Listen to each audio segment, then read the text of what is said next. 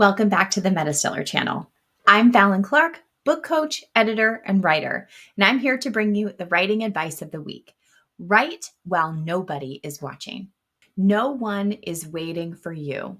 Brendan Pugh for Writing Quest offers this powerful punch of a 6-word sentence to kick off this week's writing advice in his video, Books Worth Writing Are Worth the Time Needed to Write Them.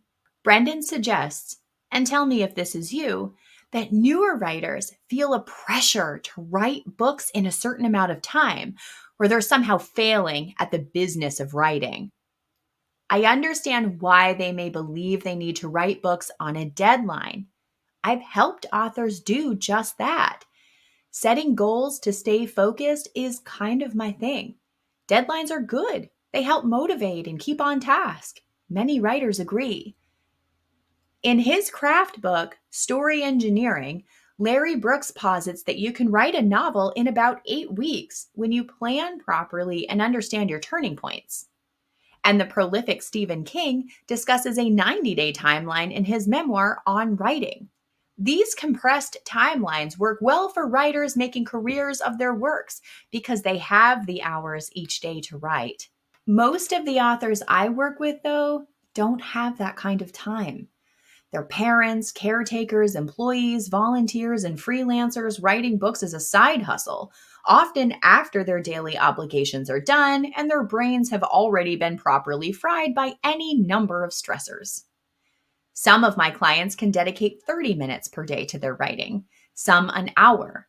Some don't even write daily because they know their limitations and how to manage their energy stores. Whether you're committed to writing daily, a few days a week, or whenever the mood strikes you, there's no reason to rush through your work. In fact, committing yourself to your writing, no matter what form that commitment takes, is a big part of successful writing. And according to Hillary Linnertz, success is dying knowing you did your very best every single day. Her article, Commitment Equals Setting Yourself Up for Success for Rocky Mountain Fiction Writers, explores what it means to be successful and how to achieve success by committing yourself to it. All the goals and vision boards in the world can't replace dedication to the act of writing. I've said it before. To write a book, you have to write a book. There's no other way around this fundamental step. To do that, though, often means knowing at least a little about craft. Character arc is a large part of craft. Even plot-based stories often have a character arc of one kind or another, loose as it may be, to fit the tale being told. This week, Philip Athens for Fantasy Author's Handbook asks, do your characters exhibit greatness and grandeur? And he takes a wide view of greatness and grandeur, explaining that even the ordinary doesn't have to feel so. Athens shows his wisdom when he says we all need to start with characters who are, in one way or another, grounded, but as soon as possible start to lift them out of the ordinary and into, well, wherever the heck you want them to be. Backing up that smart statement is this one by Angela Ackerman for Writers Helping Writers from her article, Why Writers Should Use Psychology in Their Storytelling. She says, a writer's job is to do one thing well, pull the reader in.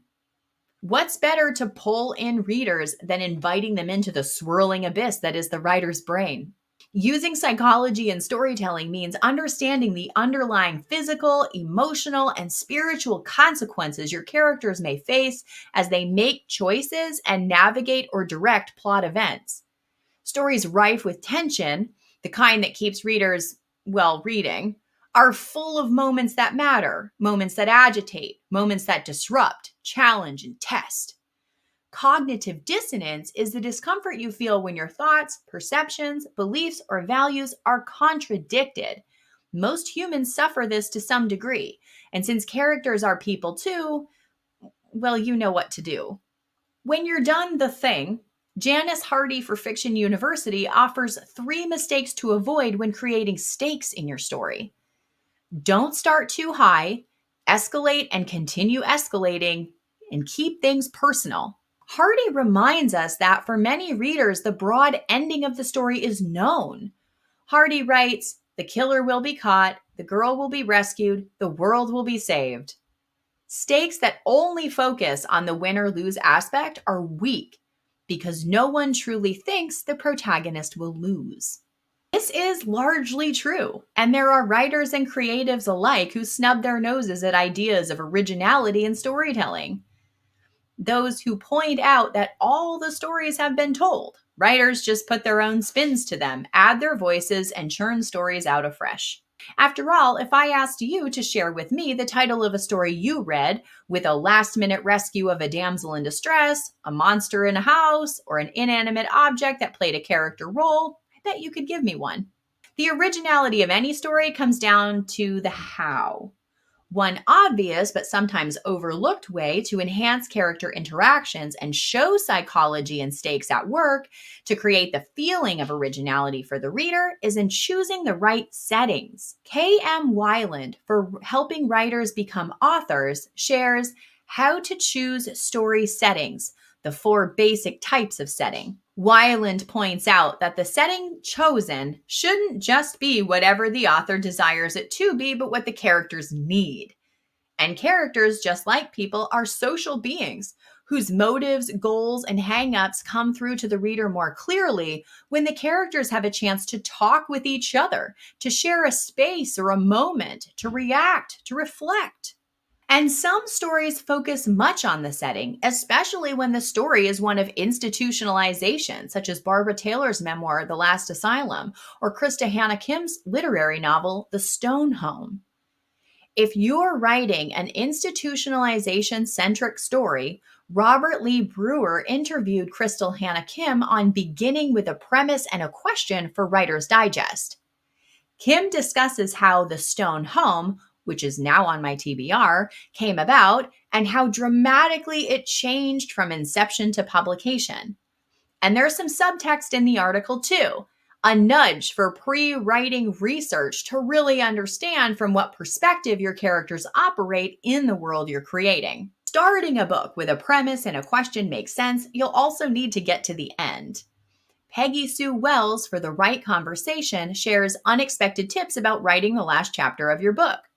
In the article, Wells urges you to pace the ending, surprise the reader, tie up loose ends, and close the proverbial loop for both characters and the reader, to share a few points from the article. But if the ending of your story eludes you, or you find that the story's ending falls flat, ask yourself whether you've checked on your story's through line in a while. Stories have a way of changing even as we write them. What might have started as a rom-com can become a literary novel. A quippy space race may become an historical saga. Keeping in mind that Kim wrote and revised The Stone Home over 7 years, by the time you write the ending of your story, you may be rather disconnected from the beginning. Chris Winkle for Mythcreants writes, Finding Your Story's Through Line, a practical guide to ensure the ending of your story matches or responds to the beginning. If your main character travels to a strange land, sees all the things, and is transformed by a peculiar new world, the ending should show the character's return to their homeland as a changed person or their resolve to remain in the strange land. If the story begins with a question, what was that? You must answer that question at the end. A hairy, scary monster. If there's a catastrophic event threatening the status quo, you get the idea. And of course, once the story is complete and ready for the world, you'll need to tell the world it exists. Get ideas on different ways to market your book with Joanna Penn for The Creative Pen, which covers a host of techniques to get the word out. Penn also reminds us that there's no right way to market a book, no magic bullets. You have to show up consistently. So do the marketing and ask for some help to make sure readers know your work exists and can try it for themselves. And when you're thinking about marketing, remember that word of mouth is the most powerful way to market your books, though word of mouth marketing is well outside your control. What you can control, though, is crafting stories your readers want to shout from the rooftops. One piece of marketing many authors overlook, at least early in their careers, is the almighty website. that sacred space on the interwebs dedicated to you, your work, your readers, and your people broadly. If you're thinking about creating your website, or if you're looking at your lack of website traffic in disdain, Lisa Norman for Writers in the Storm shares the truth about website growth. If you're an elder millennial like me, you may remember the spectral voice and Field of Dreams whispering to Kevin Costner's character as he treks through his cornfield. If you build it, they will come. It's a nice saying, but like the promise of cake in Portal, it's a lie, at least as it pertains to websites. Because if you build a website and then never touch it again, site visitors most assuredly will not come.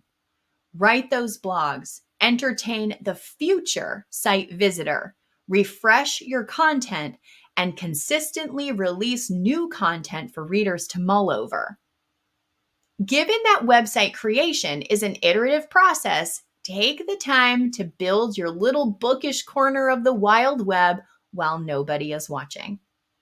Did I overlook a golden nugget of advice you heard this week, or have something else to add?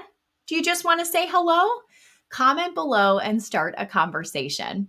Maria collects more advice links each week than I can possibly share in a single video. So be sure to check out the overflow links in the text article on the MetaStellar website to get what you need.